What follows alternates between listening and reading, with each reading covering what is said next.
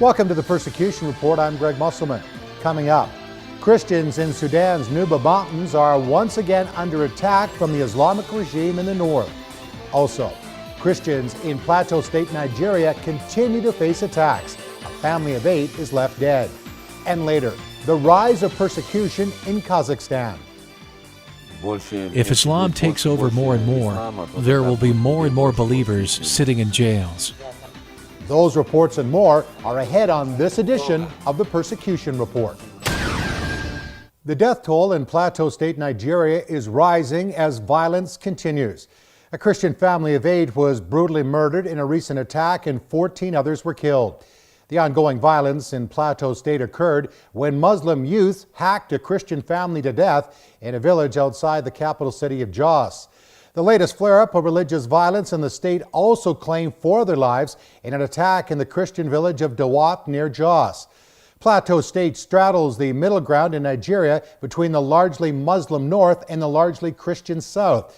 Many Christians have been displaced from Muslim areas, especially in the north, where Sharia, strict Islamic law, has been imposed. Both Christian and Muslim religious leaders have appealed for peace. The Islamic regime of North Sudan is launching brutal assaults against Christians in the Nuba Mountains, including airstrikes and attacks on houses, house churches, and even schools.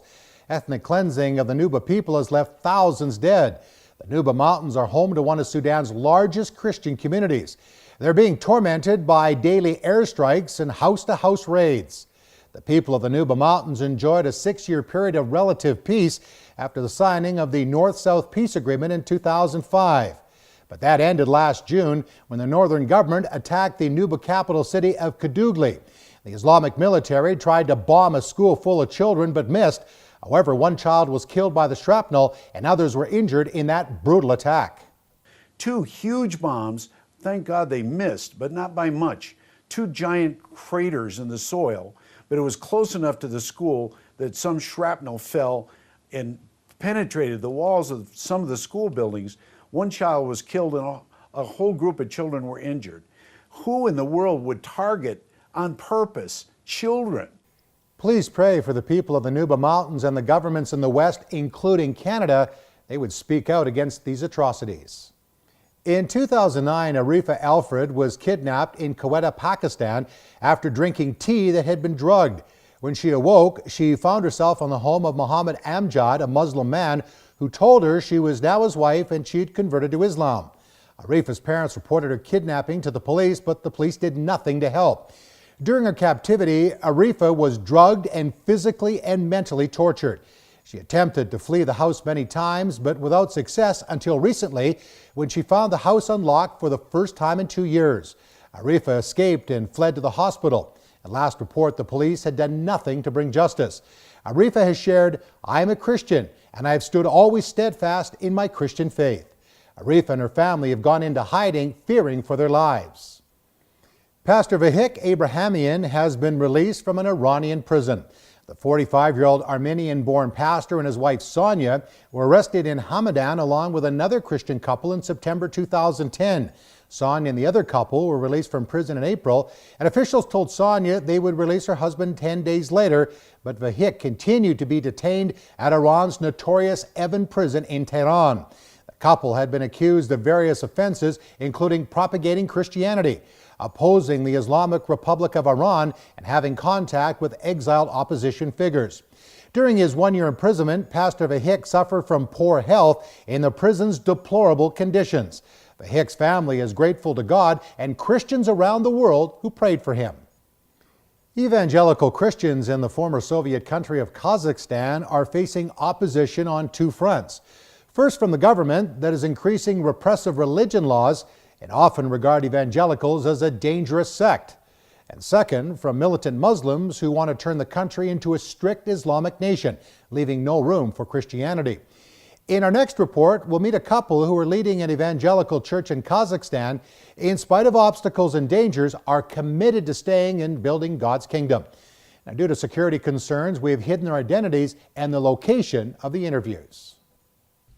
The Republic of Kazakhstan, which gained independence from the former Soviet Empire in 1991, is the world's largest landlocked country.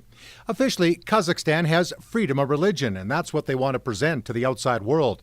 However, the country is ruled by a very controlling and oppressive government. State restrictions on religious communities are likely to increase with the new religion law amendments, and that will make it even more difficult for Christians. The Orthodox Church is perceived as the religion of the Russians, but face little or no persecution, while the evangelical churches, especially the active ones, those who spread the gospel, are constantly being watched, harassed, and infiltrated. It's very difficult for the churches because the police put their people into the churches and act like believers. Then they start to trump up charges against the church, false charges. They say there are things going on that aren't actually taking place, and they bring persecution against the church. Pastor David and his wife Tamara, not their real names, have pastored for almost 10 years in Kazakhstan. Due to the dangers and threats they are facing in the country, we have hidden their identities and altered their voices.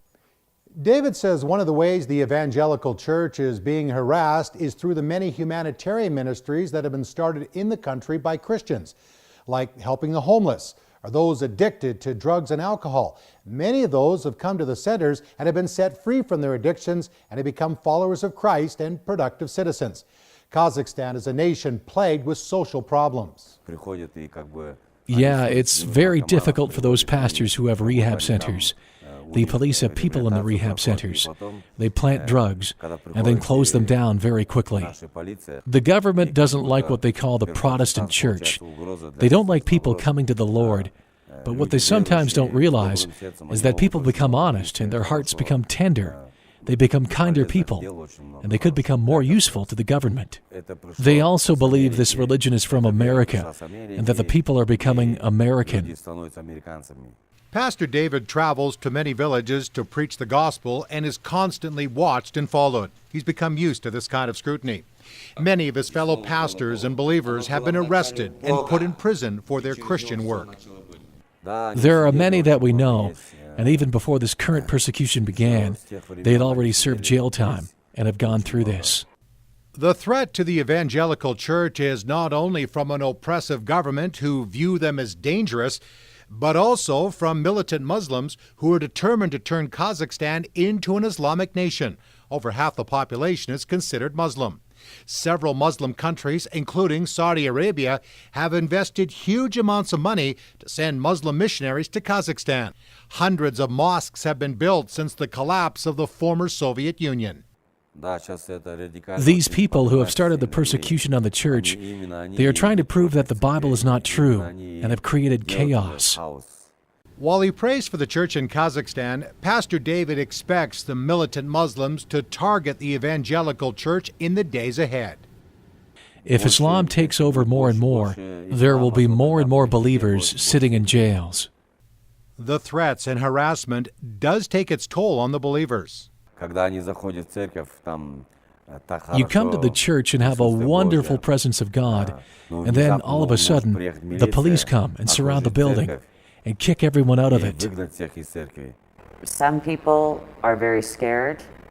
Some people are standing strong in their faith, realizing this is a time when they can't be doubting in what they believe.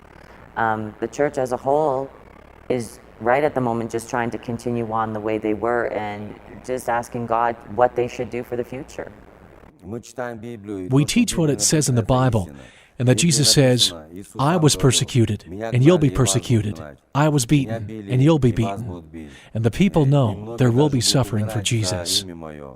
Even now, despite the persecution, there's people who are still hungry, who want the truth. They've been seeking for something, and they've not found it. And many of them realize they find it when they come to Christ. David and Tamara have children, and they could easily go to the safety of another country. But they choose to stay. We could raise our kids someplace else, but for now, this is where God wants us to be. And our children have a deep understanding that these are people who seriously need the Lord, and we need to reach out to them. Well, David and Tamara and their children are doing an amazing and difficult work in Kazakhstan. And here's another example of the challenges facing evangelicals in Kazakhstan. A Baptist pastor was recently fined nearly 5 months official minimum wage for holding an unregistered worship service. State restrictions on religious communities are likely to increase with the new religion law amendments due later this year. Please continue to pray for Christians in Kazakhstan, Nigeria, Iran, Sudan, Pakistan, and believers all around the world who are suffering for Jesus Christ. Remember, when one part of the body suffers, we all suffer. Thanks for watching. Goodbye, and God bless. For more information on the ministry of the Voice of the Martyrs and ways in which you can help the persecuted church, please visit our website at persecution.net. That's persecution.net.